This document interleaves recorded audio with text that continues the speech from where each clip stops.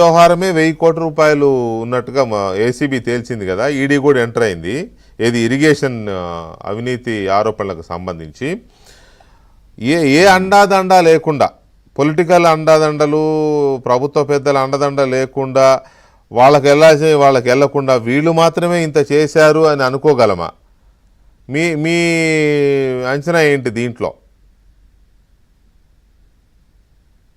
ఇప్పుడు బాగానే ఉందండి, ఇప్పుడు బాగానే ఉంది. అయితే అందరికి నమస్కారం. నమస్తే అండి. ఒకటి ఏంటంటే, నేను సుదీర్ఘకాలం స్టేట్ గవర్నమెంట్ లో పనిచేసా, అటు సెంట్రల్ గవర్నమెంట్ లో కూడా పనిచేసా. అన్ఫార్చునేట్లీ కరప్షన్ అది డీప్ రూటెడ్, అది ఇక్కడ కానీ అక్కడ కానీ. గవర్నెన్స్ ని బట్టి కరప్షన్ యొక్క లెవెల్ ఉంటుంది, ఇంటెన్సిటీ ఉంటుంది గవర్నెన్స్ ని బట్టి. అసలు గవర్నెన్స్ చేస్తున్నటువంటి మంత్రి అవినీతి పడు అనుకోండి, యథేచ్ఛగా కింది దాకా అది పాకిపోద్ది. మంత్రి హానెస్ట్ అనుకోండి, దాని కొన్ని లిమిట్స్లో ఉంటుంది, ఆల్టుగెదర్ జీరో ఉంటుందని కాదు.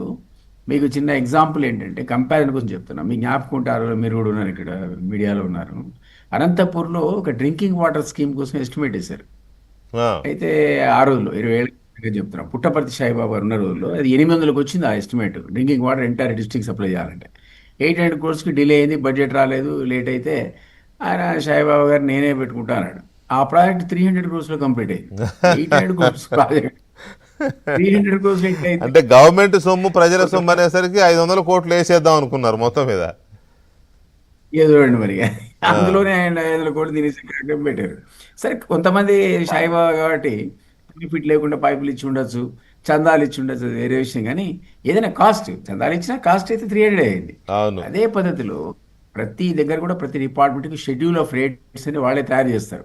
పైపు 100కి దొరుకుతుందా, 50కి దొరుకుతుందా అని దాని క్వాలిటీ అన్నీ డిఫైన్ చేసి, అది ఒక బేసిక్ ప్రైస్ కింద దాని అప్సైడ్ ప్రైస్ అంటారు. దానికి మించి టెండర్స్ యాక్సెప్ట్ చేస్తారు, లేదా మళ్ళీసారి టెండర్. అంటే ఇక్కడ నా పాయింట్ ఏంటంటే, దిలీప్ గారు, నా పాయింట్ ఏంటంటే, ఇంత పెద్ద ఎత్తున అవినీతి జరుగుతుందండి. ఏ పార్టీ, ఎవరు, ఎక్కడ, ఏ రాష్ట్రం, ఇమ్మెటీరియల్ అన్ని చోట్ల జరుగుతుంది. కానీ ఇప్పుడు మన ముందున్న ఈ ఇష్యూలో ఏసీబీ అక్రమాస్తులు ఉన్నాయని అనుమానంతో రైడ్ చేసి కేసు పెట్టి దర్యాప్తు చేస్తే 3 దగ్గర 1000 కోట్లు బయటపడ్డా. ఇంకా చాలామంది ఉన్నారు క్యూలో, అది డిపార్ట్మెంట్లోనే. ఇది పొలిటికల్ ఇంటర్ఫియరెన్స్ లేదా ప్రభుత్వ పెద్దల ప్రోత్సాహము లేదా అండదండలు లేకుండా ఇది సాధ్యమా? దర్యాప్తు సరిగ్గా జరిగితే ఇది ఎక్కడ దాకా వెళ్ళే అవకాశం ఉంది? అది ఇంపాసిబుల్. అది పొలిటికల్ ఇంటర్ఫిరెన్స్, పొలిటికల్ గైడెన్స్ లేకుండా, పాలిటీషియన్స్ షేర్ లేకుండా ఇది జరగదు.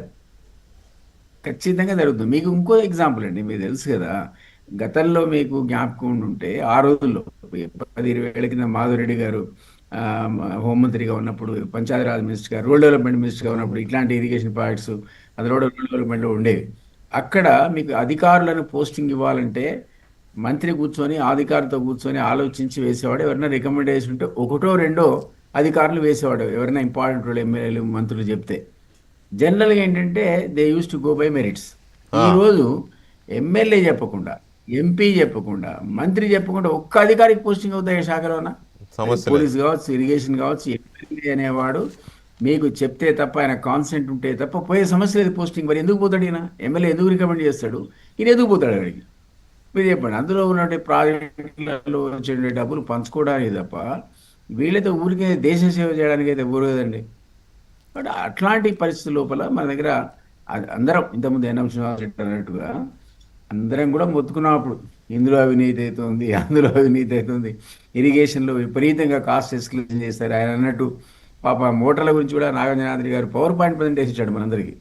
అసలు దాని కాస్ట్ ఎంత, దాని ఏ రకంగా డబ్బులు చేసి ఆ మోటార్లు తీసుకొచ్చి పెట్టారు, ఎట్లా అసలు 200 అంటే ఎగ్జాంపుల్ చెప్తారు, 200 కోట్ల యంత్రం, మిషన్ ఎట్లా దీన్ని 500 కోట్లు అవుతుంది అని ఆయన పాపం అన్ని PowerPoint ప్రజెంటేషన్ ఇచ్చాడు, ఎంత ఎస్కలేట్ చేసేసారు. ఇవన్నీ కూడా కేవలం అధికారం తీసుకోవడం కాదు, అది డెఫినెట్గా right from top to bottom ఆ షేర్స్ ఉన్నాయి కాబట్టి వాళ్ళంతా ధైర్యంగా చేయగలుగుతారు. ఇప్పుడు మీరు touch the tip of iceberg అంటారు ఇంగ్లీష్లో. మీరు ముట్టుకుంది యొక్క జస్ట్ తలను ముట్టుకున్నారు, కిందంతా ఐస్బర్గే.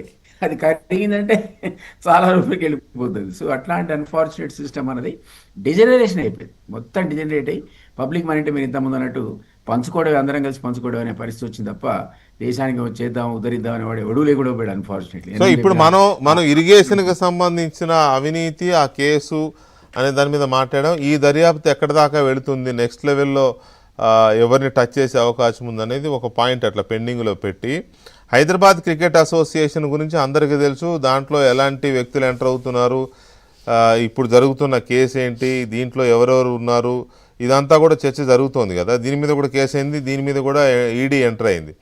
సో ఈ హైదరాబాద్ క్రికెట్ అసోసియేషన్ భాగోతం కూడా మాట్లాడదాం సార్. ఒక